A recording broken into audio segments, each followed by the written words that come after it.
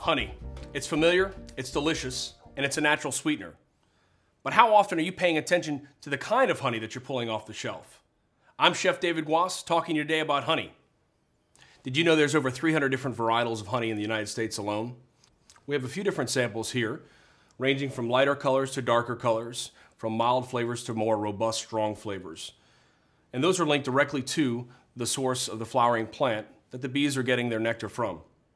You can see we have alfalfa and clover, from buckwheat to avocado. So one of the ways that you can match up the darker honeys, I love to pair it up with things like peanut butter and bananas. And in this case, I'm matching up this darker honey, which just so happens to be avocado, with the bananas and the almond butter. A perfect way to match up the different varietals of honey is with cheese. We have a nice soft camembert right here, which matches up really well with a lighter, milder honey, all the way down to the chèvre. Even a darker, stronger blue cheese matches up really nicely to a darker, stronger, robust honey. And then in its natural form, we have this beautiful light honeycomb, which offers a great texture and is a great way to match up and pair with different cheeses. We're going to show you how we actually pair up one of the unique honeys, which is sage honey, with our roasted acorn squash. Here I've got my saute pan, already tempered, nice and hot. We're going to make a brown butter where we add the sage honey to the brown butter and some fresh sage leaves as well. We're going to start by adding our butter to a pan that's nice and hot. This really showcases the unique flavor of the sage butter.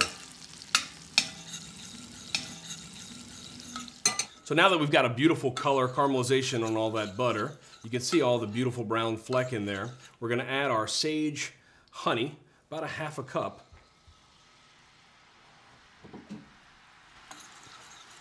You see how that just marries really nicely into that brown butter. And then once we've achieved the right color, we're actually going to just take this off the stove, and then we're going to reserve it right after we add our beautiful chopped sage. The smell is absolutely amazing. That sage honey is going to pair up beautifully with our roasted acorn squash. We're going to go ahead and remove our squash that has gotten fully cooked, got gorgeous color to it, it's fully roasted, and transfer it over to this plate.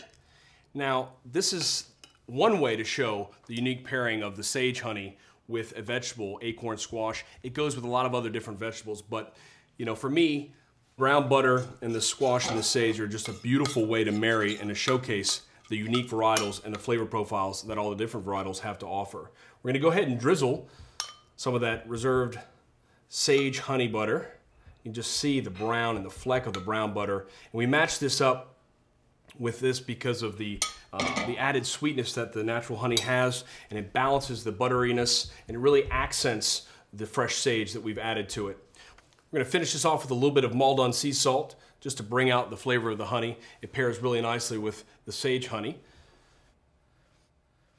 A quick tip is to take the varietal of honey and match it up with the food itself. For instance, buckwheat honey goes really nicely with buckwheat pancakes. And to find varietals in your area, you can go to honeylocator.com. And for this recipe and many more, please visit honey.com.